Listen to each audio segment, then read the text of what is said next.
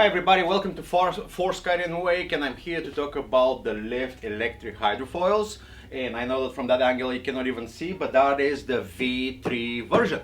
And it's April 30th and it's here on our retail floor, so we're very happy for that because it's probably one of the very few places around the world where you can physically walk in and see one. So therefore, I'm jumping right behind this camera and I'm gonna go ahead and pretty much talk about the differences between the V3 and the V2 and what's going on with that new model. So let's talk about hydrofoiling. If you're new into hydrofoiling, if you're new into foiling, what's going on is like the biggest performance difference on the foil comes from what you're flying in the water. That's what pushes the foil up, that's what determines turning speed. By the end of the day, you're flying this wing, and when I say flying, it's a wing that goes in the water, works at exactly the same way as an airplane, and having different shapes will completely change the performance of one foil. So where are we going to go with this video? We're going to talk about the different wings, because that's the new, and then we're going to cover the V3 version, and I'm going to plug in a little bit what's the difference between the V2 and the V3. I know everybody is excited. We were all waiting about that for that new model, and we're going to learn more about it here in a minute.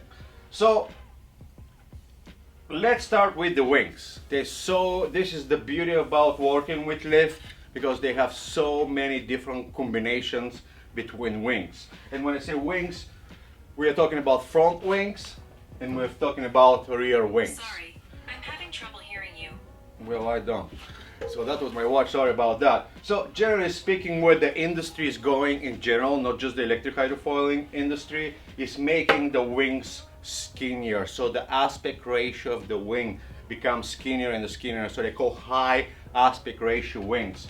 I will show you what a traditional wing used to look. This is a traditional surf wing. You see how much wider, we also call it as a slang fatter, in the center is. That was a traditional surf wing. When you shrink that aspect ratio in the water, you're generating more lift with less effort. So how can we make that more simple? So imagine if I'm sitting in a swimming pool and I have those two wings. One has obviously high aspect ratio than the other. If I have those two wings in my hand, and if I'm able to drop them perfectly at the same time from the same height, the higher aspect ratio wing will travel longer distance before it bottom up compared to the low aspect ratio wing. So it's going to cover that longer distance in the swimming pool. Therefore, the high aspect ratio wings are very efficient. That is the wing situation. Again, excited for that because Lift is claiming that that's going to save 20% of the battery. The logic is there. We personally haven't been in the water for a full battery charge, so it should be somewhere around there. And enough taking about wings and wing combinations, so it's for you guys to try. By the end of the day, if you have a couple of wings, there's nothing wrong with having a couple of wings, because you cannot cover with one wing all the different styles and performances that you want to get out of a product.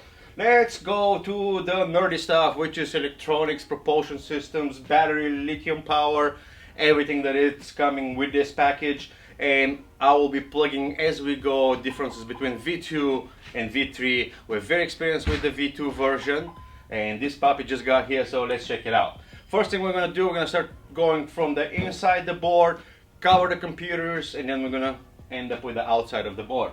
So let's go ahead and pop this. Pretty simple. We have the same CPU, which is the computer, the brain of the board. That is exactly the same one as the previous generations.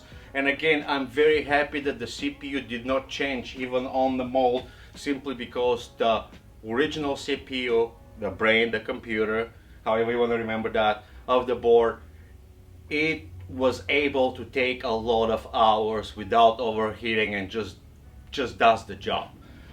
Speaking about exactly the same, the well where the battery sits, it's exactly the same dimensions as the previous version, so everything fits exactly the same.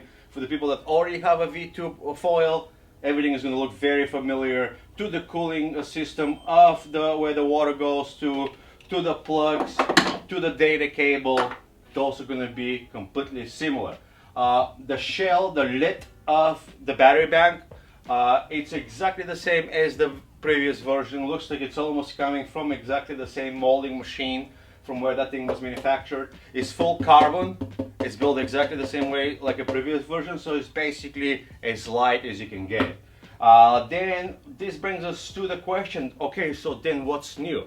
The new is how this shell, and let's call this a shell, the board itself was manufactured, and also the shape of the board. That's a completely different shape that LIFT introduces basically now, April 2021.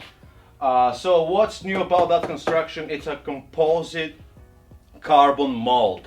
So what it does, it's like, I'm gonna show you the differences because you can see the differences even on one board. The shell, the lid, is built on the traditional way how you build surfboards, carbon boards.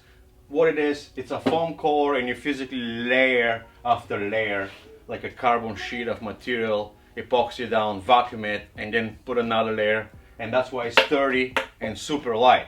So the industry has evolved, and not just from the electric foils. We see that a lot in the kiteboarding industry, where this composite carbon, which is basically a lot of particles mixed with a lot of chemicals inside that are infused with carbon, gets literally injected into a mold to produce a shell like that. So why we're going and why we're covering this? One unbeatable characteristic on composite carbon is that it's very durable in regards of how much beating the board can get. So, you know, if you're riding from a dock or a boat, it's challenging to get this thing in and out of the water without scratching. So having some kind of like durability and scratch resistance, actually 2 thumbs up on that. That's where the technology is evolving, and LIFT capitalized on that. So I'm really happy about that. And speaking about differences, there's a difference in the shape of this new version compared to the older one. The main difference on the V3 version is the width of the tail of the board. It's a lot wider on the back. I will say this is a 5.4 compared to a 5.6 that is sitting over there on the floor. When we had them next to each other, was about 20% wider on the tail. Also, the previous generation had a tail that was more chined towards the board. Now that edge is extended. So realistically, even though this is a smaller board, the 5.4 is smaller than the 5.6 from older generation, it's going to have higher surface area in the water. What is all this talk about? It can drop in a size with those boards, right? It's like, you know, it's like, don't be scared that a 5.4 may be too small. It's actually going to feel, if not easier to ride than a 5.6 from the old generation, because the surface area is rather larger on a smaller board by extending the width of the tail. The chain rail to the side of the boards maintain about the same. I don't have like microscopic tools to measure the angle and the width. I can tell they look the same. I mean that if they're a little difference, it's going to make no difference whatsoever. So the performance does not come from a different chain rails or a different rocker of the board. Mainly is focused on the tail on that board, and mainly is focused on constructions. So speaking about constructions, and guess what? The first thing when we unbox this guy, we put it on a digital scale. So don't know what they're talking in the forums, don't know where the data is. I haven't even read the specification on this board. It's exactly the same weight as the previous version, which is a great thing, because I don't know physically how can you beat traditional carbon layer technology with a vacuum back as far as weight goes. It's impossible to make something lighter than that.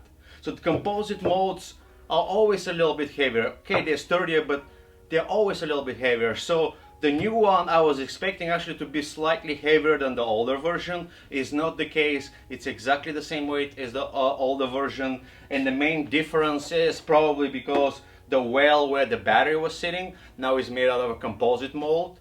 On the older version was just a PVC, so you probably gained some weight on the shell, but you lost it by removing that PVC into a composite mold again. So that is all my take and blah blah about the foils. The eFoils are here to stay. I was rather skeptical 2 years ago. It's like when we were bringing this to retail into the lesson programs, like, what we're gonna do with those 12, 13, 14,000 dollar toys here, right? Is you just have to write one and find out how much fun it is.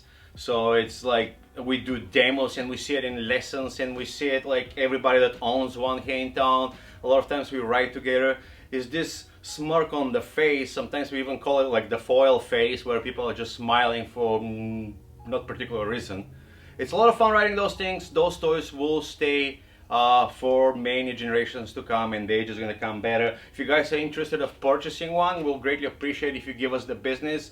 Most importantly, why we're so proud here at Force Kite and Wake, every single employee that works here knows how to electric hydrofoil, for the exception of my mom, who's doing the books of the company.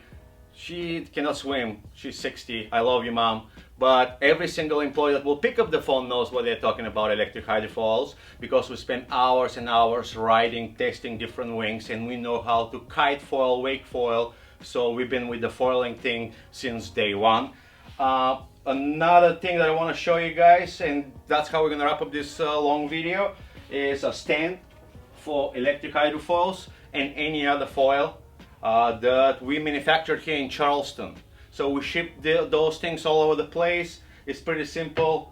The rear wing goes in here, you rest the front over here, and that thing will support the foil. Those can be found on our website, forcekiteandwake.com, under the electric foil section. And if you guys are interested of getting one, they're 129 bucks, and they're made here in Charleston, which I'm really proud with. And yeah, that is about the stand. Thank you so much for spending the time with me on YouTube, and the summer is just at the beginning. So yeah, if you find your local demo center, give them a call. Give us a call if you guys are interested in the product or learning how to use it. Right with Force, and see you guys next time.